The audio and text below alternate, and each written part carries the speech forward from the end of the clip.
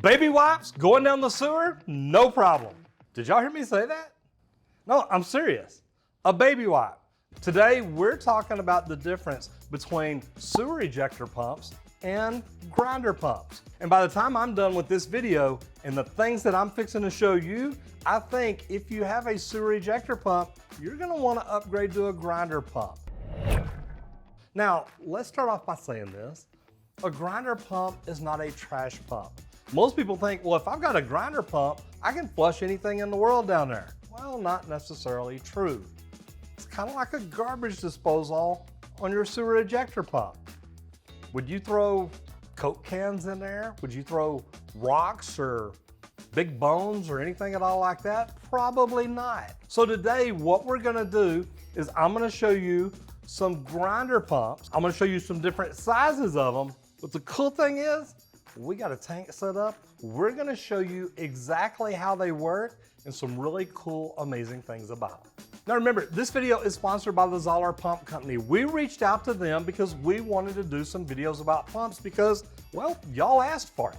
So the cool thing is, the Zoller Pump Company out of Louisville, Kentucky has been manufacturing grinder pumps for over 30 years. And the cool thing is, they do it in a cast iron body that actually helps the heat dissipate away from the motor, and well, that's actually gonna help it work better.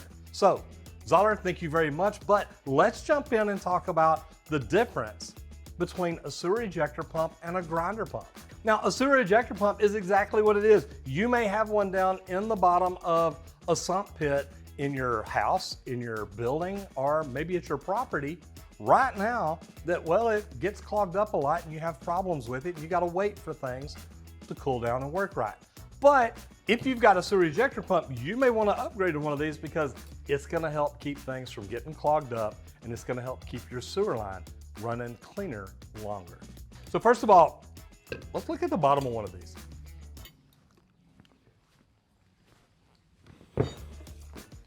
Okay, they're not light. That's why we got a hook on top. That way you can pick them up and lower them with a rope. Makes it easier to work with. All right, so when we roll this thing over very carefully, we know we've got a float system here to tell it when to turn on, when to turn off. Amazing. But what we're looking at really here is this grinder here on the bottom.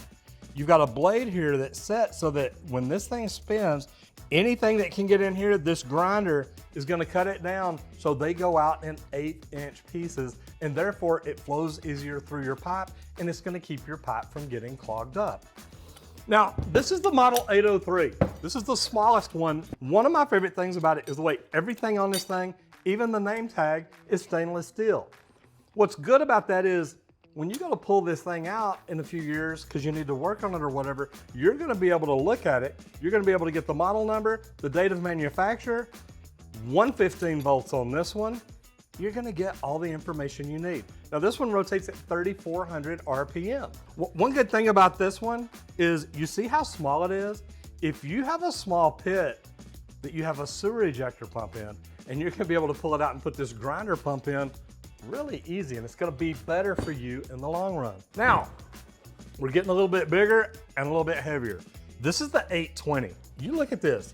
You've got stainless steel housing down here, stainless steel blade, so that when this thing is spinning, it goes through anything sucked up in here is gonna get chopped off. That keeps it from getting long and stringy where it'll wrap around the shaft or anything on the inside. And you look at how far up this sets off the bottom, there's plenty of room here to get stuff sucked in under it, pulled up into the grinder, and ejected, which is exactly what you're wanting. Now this is 208 to 230 volts. It allows for some fluctuation there, but this is the model E820. Again, a little bigger, a little beefier, but still look at the footprint. Now, when I look at this, I'm thinking this is probably the biggest one you would have in a residential application. You could go residential and light commercial with this, and this is gonna handle your needs. Now we're fixing to jump over here in a minute and show you one of these in action, but first, I wanna talk about the big dog. This is the industry's only automatic reversing grinder pump, meaning every time it cycles on, the blade spins the opposite direction as it did the time before. This pump is designed to stand up to the toughest sewage conditions. Guys, you've got a lot of room down here. Anything that can get down to it is going to get ground up, again, into 1/8" pieces and ejected. And that's exactly what you want it for. Now, one thing before we jump over here and have fun is this is the control panel for the 840. Now, this is a great thing to have, and I love the little red blinking light on it, letting you know when you have a problem. So when you get into the commercial, and I have seen these installed on residential too, but trust me, it was a big old house. You want to make sure that you've got a control panel that's taking care of things and systems are running like they should. Now, we're going to go over here to the 807 and have a lot of fun. All right, so I've seen these installed at trade shows. And I gotta tell you, when I saw it and the way they had it set up, I was like, oh my gosh, I want one of those. That's why really, man, I pursued Zoller. So as you can see here, we've got a pump installed. We do have a strainer to catch everything that goes through it. But as you see, when it kicks in, it pulls everything up from below, pumps it out. We've got some clear piping here, so you can actually see what it looks like going through it. And, well, we have our slow-mo camera set up below, so we're really gonna be able to show you what this is all about. For safety reasons, I don't wanna get my fingers anywhere close to these blades, I promise. All right, now, if you're a plumber, you know what these little white mice are. You catch them wrapped up around your sewer cable all the time, all right? So we're gonna drop it here in the water, and as you see, it floats, it expands, it gets big, and that's what clogs up your sewer right there. And I'm gonna turn on the pump and put it right down here at the bottom and let it rip in.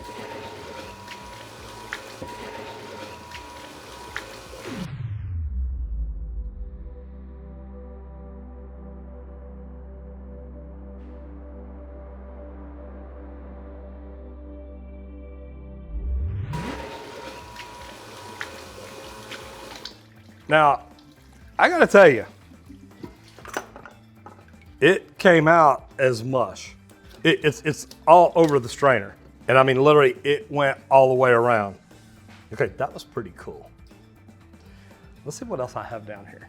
So nobody would ever throw anything latex, nitrile, rubber, anything at all like that down in the toilet, right? Well, we're going to.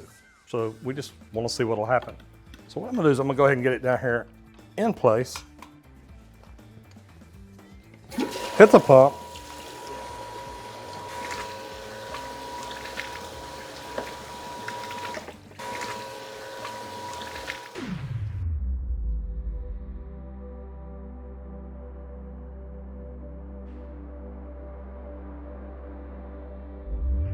I don't know if y'all saw that or not. I might have to go back and watch the replay, but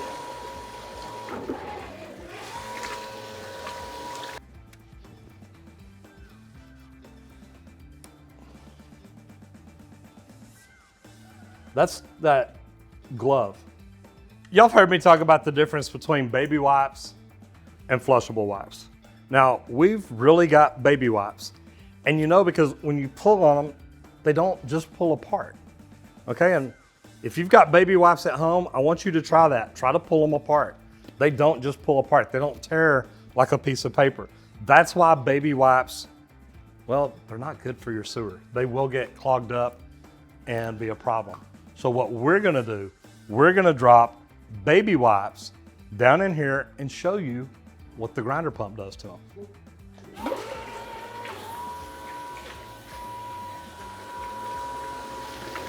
Okay. Yeah, it ate it up.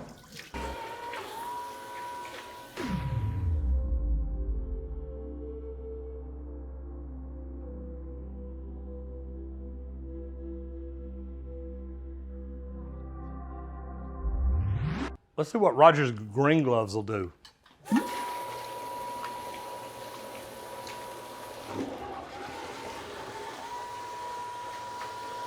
Okay.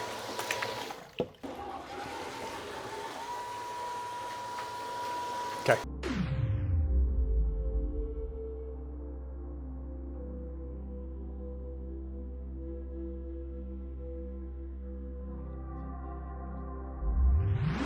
Have you ever accidentally dropped a red shop rag down the toilet, or maybe you were out of toilet paper and had to improvise? There we go.